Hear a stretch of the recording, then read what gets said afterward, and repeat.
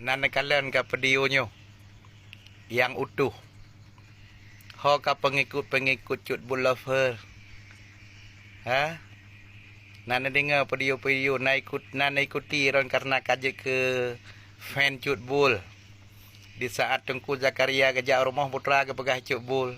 Hayat saya panjang iko kuning. So ipatu putih, pakaian putih kahana adab. Sirah ka pegah bang urun tuha ka rukuk. Aladabu ilmu lah ini segala macam lah bak pegah. Mata ahdra kena adab. Ho pen cut bull lefos. Kini kala ronyo nadab cut bull. Merempak jeno kagak dot sidro kecil. Urang yang terhormat, yang terpilih berarti orang yang terbaik. Bahkan sidro urang tuha yang terhormati.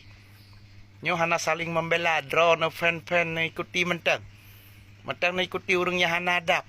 Bak pegah cara ngotai pebut kerot dan kecil-kecil kita nak. Nyan nadab. Bek merasakan di atas angin harut le. Bejut nunjuk ke contoh cuk bulover. Epat sidro halilintar. Karena tutu di hana senang di kala fan ji kabeh diblokir di. Bahkan artis-artis kabeh dicaci ji. Karena lepas tutu merasa dro tengah di atas angin.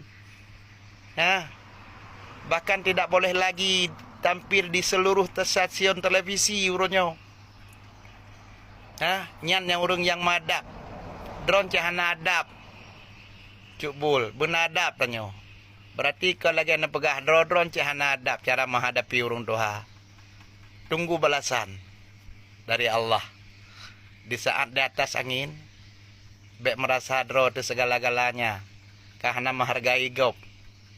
Le urung ronyo kahana tenang kiron cuk bul. Watan pegah-pegah konten atau beca cule bimpun mano galak ada kedeh takalen. Tapi uronyo haik le takalen. Ilung kalau blokir, cik hom yang ngalung madung kai blokir. Mudah-mudahan bejek ke pengalaman. Tapi solusi bagi lung yang terbaik uronyo cuk bul nyak got lom drone nyak iwo bi bawa lom nelakai maah benar video klarifikasi lakai maah basi dorong tuha. Mungkin drone akan lebih lem flower. Terima kasih. Jaga tutu, lepas-lepas jaga lidah yogoh binasa. Mulutmu harimaumu.